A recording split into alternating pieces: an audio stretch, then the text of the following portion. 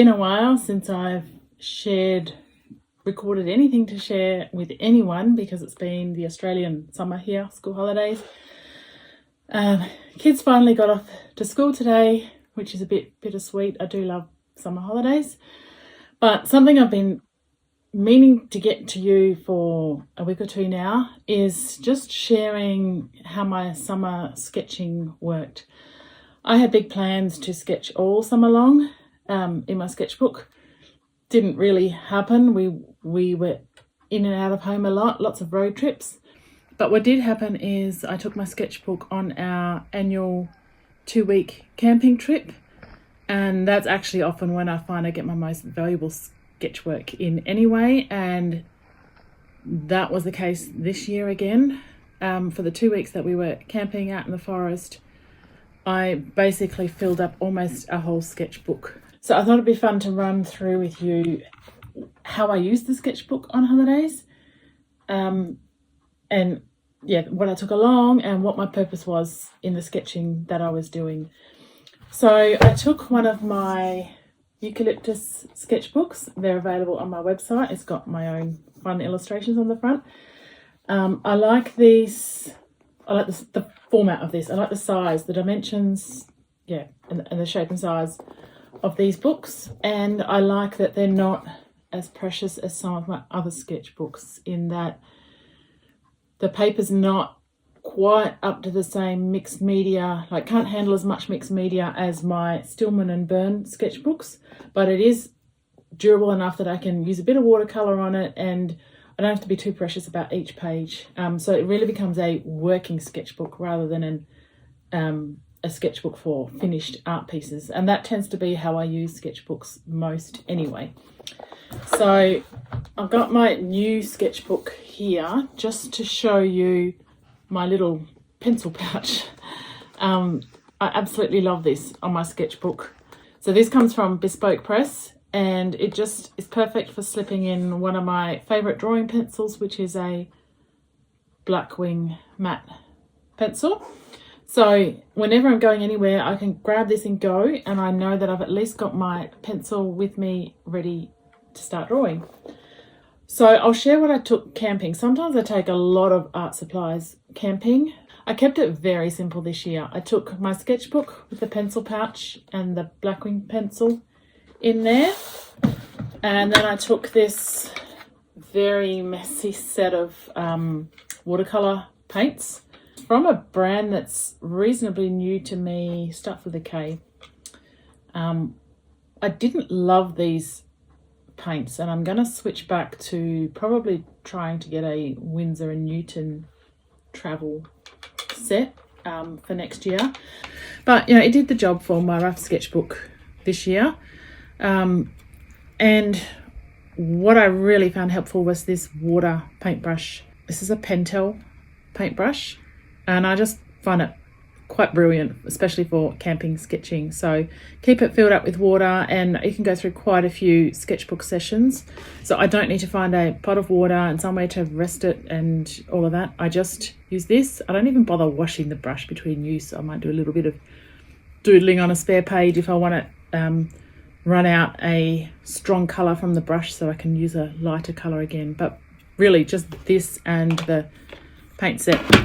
Did take a little mesh pencil case with a block of square watercolour paper and a pencil sharpener that catches the shavings and a couple of spare water paint brushes, which I didn't need, so I wouldn't take those again.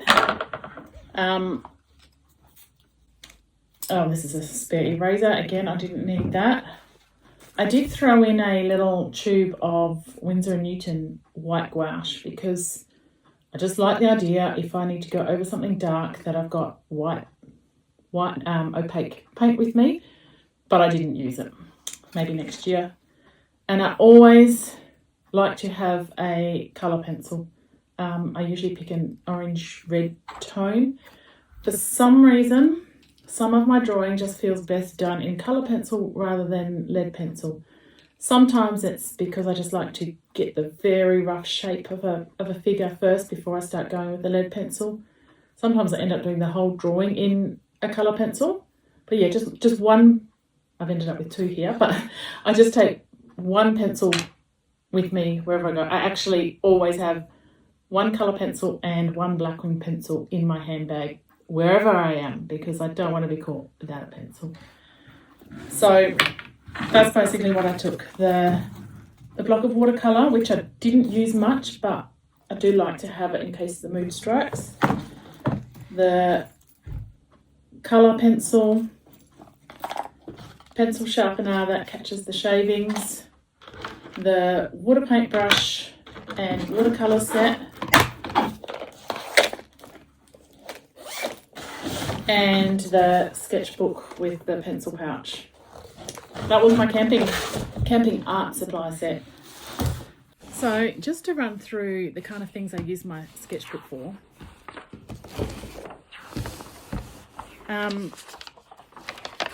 Let me see where we started. I started here. So I just wanted to do lots of drawing this summer, and I didn't have a particular goal in mind other than to draw lots, and it's about the practice and the habit of drawing.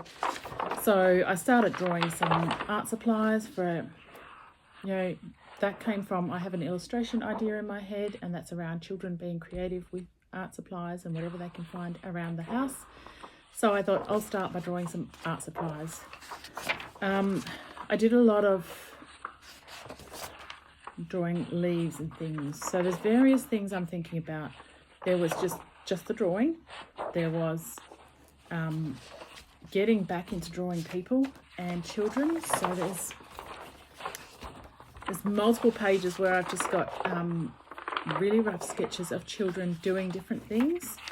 Some of them include facial expressions. A lot of them are more about the posture, and that was exciting for me, that I felt like I really got into drawing children again over those 2 weeks.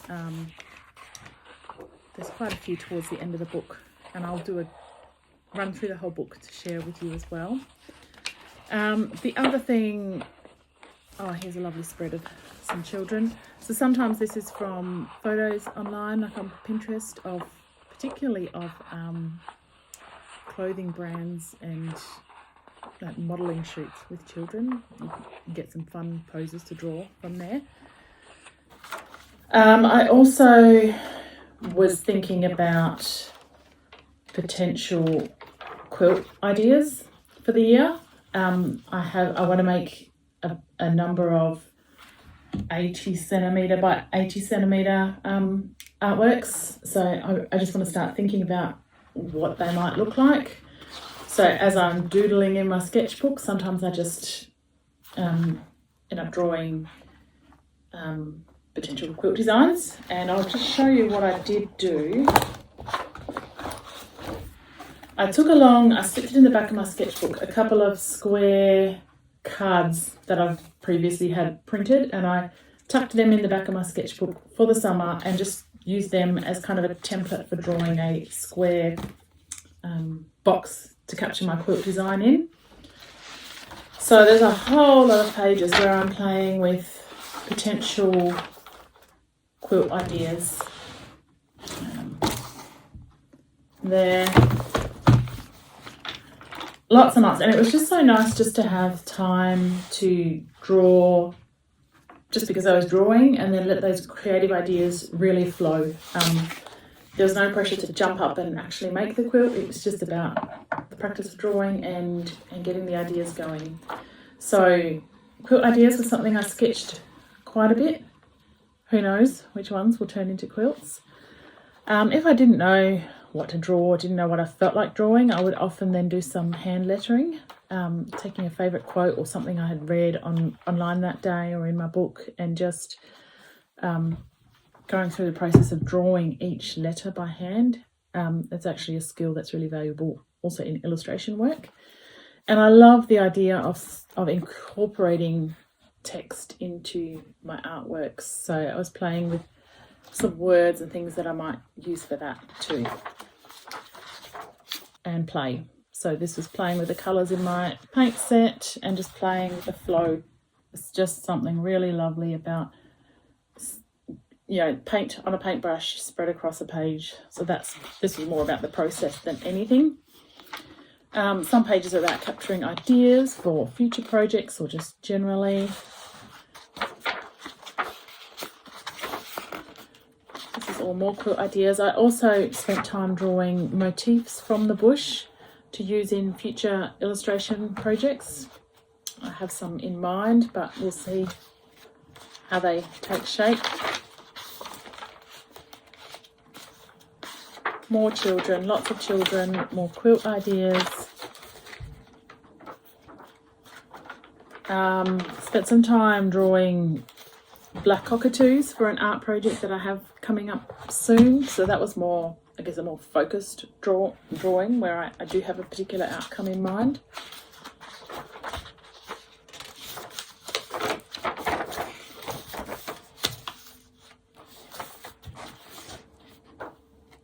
I did a few pages from the watercolour block and then just ended up sticking them in my diary as a record of my summer drawing.